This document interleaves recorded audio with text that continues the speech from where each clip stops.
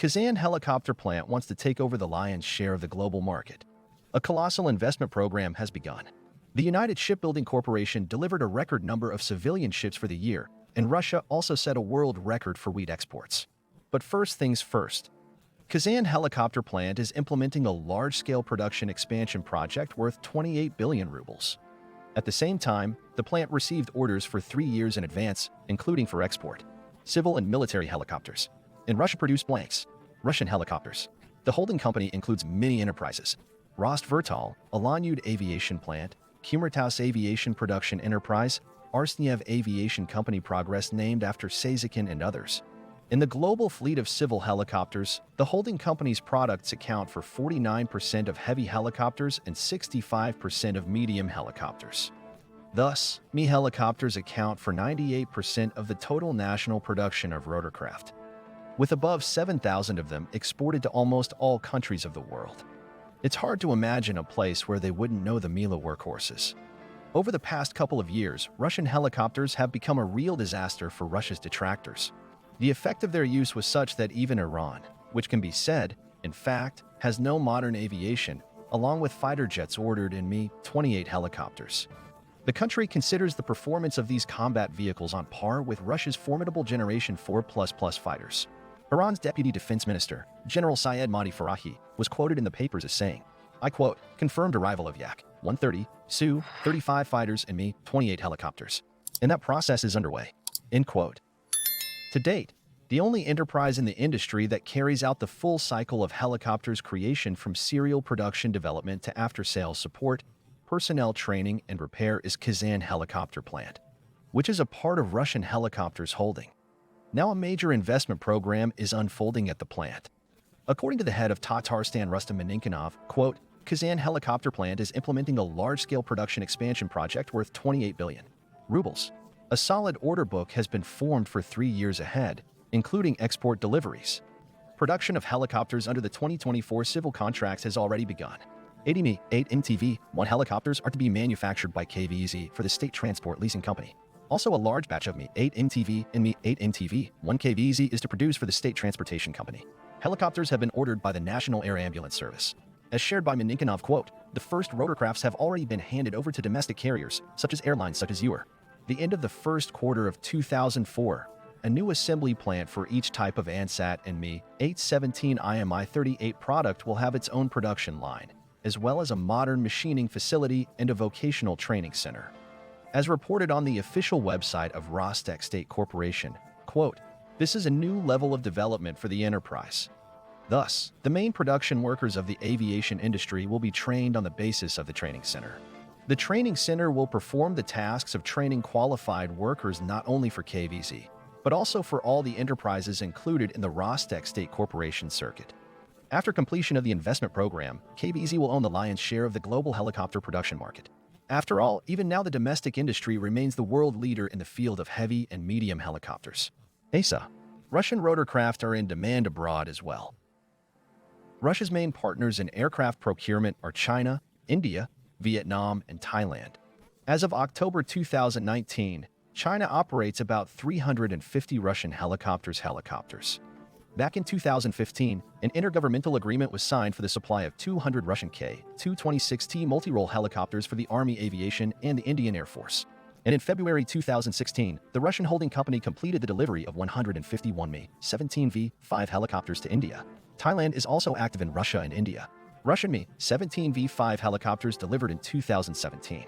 Several countries in the Middle East, Asia, and Africa are interested in acquiring Ka-52E, Mi-28 and Mi-17 helicopters with the latest guided kill vehicles. In turn, deliveries of Ansad multi-role light helicopters continue. To Africa, 18 Ansad helicopters were delivered to the Republic of Zimbabwe in 2023. Deliveries of aircraft to that country continue. In general, developing a reliable helicopter is no easier than in Africa, than developing an airplane, and Russia knows how to do it better than anyone else. And the large volume of export contracts will not let you lie about it. Now let's turn to our shipbuilding industry. United Shipbuilding Corporation delivered a record number of civilian ships in 2023. The fishing fleet was supplemented by 8 vessels built in St. Petersburg, Vyborg, and Khabarovsk. 2 large freezer fishing trawlers of ST-192 Project, Mechanic Masla, and Mechanic Sizov. Freezer trawler processor of Project July 1701 Captain Sokolov. 2 trawler processors of KMT-01 and KMT-02 projects White Sea and Dmitry Kozarsky. 2 Project 03-141 crab vessels Amalon and Kaidan. Krabalov of the Project KSP-01 Voyak.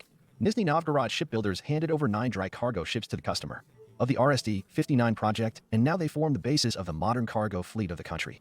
Last summer, the high-speed passenger catamarans of Project 045-80 Kotlin, Fort Kranchlot, and Fort Peter I, which were put into operation by St. Petersburg shipbuilders, were already running on the waterways of the northern capital. Amur shipbuilders have built a car railroad ferry of the SNF-11 SPD Alexander Deve project for the country's civilian fleet for operation in the Far East. Shipbuilders of Southern Shipbuilding Enterprises of the United Shipbuilding Corporation finished construction and transfer to the customer 2 chemical tankers of the project's RST-25, 7 and 216M 3-deck passenger cruise river wheel diesel-electric motor ship project PKS. 180 Golden Ring dredger with rotary ripper project 93-159 and rescue boat Bonopo staffship project of 42B. In this 24th year, the corporation intends to hand over 36 civilian vessels to customers. Last year, the company and OSK not only handed over vessels to customers, but also started building new ones. The second pair of high-speed passenger catamarans of the Kotlin, Fort Alexander I and Fort Tattleban projects, and the first pair of excursion and pleasure vessels of the Summers, Bastion, and Ravelin projects were laid down in the northern capital. Within the framework of the River Fleet Renewal Program, 3 cruise liners of the Karelia project were laid down at the Nizhny Novgorod plant of the corporation. One of the enterprises of the southern cluster of OSK started construction of dry cargo vessels, container ships, Project 00108. A multifunctional ice-class salvage vessel of the MPS project was laid down in Kaliningrad in 06M. She-Holes and shipbuilders of St. Petersburg started cutting metal of a new unique research and expedition vessel Ivan Frolov. Also last year, work continued on orders placed earlier, completion of the 4-purpose nuclear-powered Yakutia icebreaker on the water, saturation of the hull sections of the nuclear-powered Chukotka icebreaker. Work is underway on the slipway on the cruise liner of the Project PV 300 VVD. I'm preparing the handoff to the customer right now. Last year, the second chemical tanker of the Project 00216M Azimuth 1, the 5th hydrofoil passenger vessel Kometa 120M, passenger motor ship of the Project PKS 180 Orem were launched. Completion work is underway on all of them. Also in 23, the new passenger ship INE was launched. The project is being implemented as part of a program to organize river passenger transportation and excursion routes. In June of the same year in Nizhny Novgorod, the opening of the excursion and pleasure route of the Russian River-class cruise passenger ship with Italia, built by order of the United Shipbuilding Corporation. Assembly of the hull of the second passenger vessel of the River 126 project was started. Works on construction of dredgers of different projects are underway. Domestic components and equipment are used to the maximum extent possible in the design and construction of orders at the enterprises. For example, in December last year, the shipbuilders handed over to the customer a dry cargo ship of the RSD-59 project, on which domestic propeller steering columns were installed for the first time. Mechanisms are designed and manufactured at the enterprises of corporations and are not inferior in quality to foreign analogs. In 2023, the Nizhny Novgorod shipyard of OSK signed a contract to build a series of 34 dry bulk carriers of the same project, where new import substitution solutions will be implemented, among others. The same applies to other orders being built at corporate shipyards and designed in design bureaus. And Russia has confirmed its title of wheat superpower. Thanks to the first Crimean wave of sanctions, our glorious farmers are recovering from the collective farm era much faster than one could have hoped back in 2013. By the way, what's up with the disto deficit? Not so long ago, commentators with characteristic accents assured us that there was a terrible shortage of diesel fuel in Russia, which would force Russian farmers to leave most of their crops to rot in the fields this season. So, to quote from the description of the actual outcome of events, in 2023, Russia set an absolute world record for wheat exports, surpassing its own achievement, 2018. Based on industry sources, wheat exports from Russia in 2023 ranged from 52 to 55 million tons. So summing up the public monthly data of Rusagrotrans, the number is more than 52 million tons of Russian grain union, about 55 million tons. Calculations for individual periods of the agricultural year give similar results. At the same time, the Ministry of Agriculture reports that 50 million tons of wheat was exported in one of the months of 2023. Exports are estimated by industry sources at 3 to 4 million tons. Thus, Russia is about 20% off its own 2018 world record of 44 million tons exported and the U.S. record before it of 43.9 million tons in 1981. Wheat, of course, is a special crop for us. However, Russia is not only the leader in grain. Let's list what else we have leadership in. Overall, Russia ranks 4th in cereals. Buckwheat, 1st place in the world. Barley is number 1 in the world. Oats, 2nd in the world. Rye, 3rd in the world. Corn, 10th in the world. Millet, 13th in the world. Grain legume as a whole, 4th in the world. Peas are number 1 in the world. Lentils, 5th in the world. Will be ranked 5th in the world. If we take vegetables, potatoes 4th in the world. Vegetables in general 10th in the world. Pumpkin, zucchini, patisseries 3rd in the world. Cucumbers 3rd in the world. Carrots, coffee, and turnips. Cabbage 4th place. Cultivated mushrooms are the 9th largest in the world. Onions 12th place. Tomatoes 12th place. Fruits and melons in total 26th place in the world. Currants 1st place in the world. The world's number 1 raspberry. Cherry 1st place. Apples are 6th in the world. Watermelons are the 6th largest in the world. Strawberries 7th in the world. Plums 9th. Cherry 11th place. Apricots 12th place. Grape 20. Pears in 22nd place. Flaxseed is the number 1 seed in the world. Sunflower is number 1 in the world. Sugar beet 1st place in the world.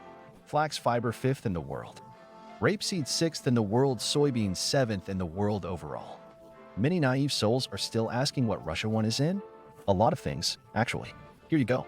For example, as we can see from the list above, we are at the top of the list for many crops at once, and our positions are getting stronger. The West is still helping us in this. For example, Israel, which in 2022 suspended carrot supplies to Russia, so we started to grow more of our own carrots. And here's a graph of net grain imports minus exports in the late Soviet Union and Russia from blogger Genpi. As can be seen, grain imports began already under late Khrushchev, and during Brezhnev's time, the Soviet Union's dependence on food supplies from Canada only grew and grew. The party bought grain with money raised mainly from oil and gas exports. Now, in the last 20 years in Russia, everything has changed, and we have gone from being an importer of grain into exporters.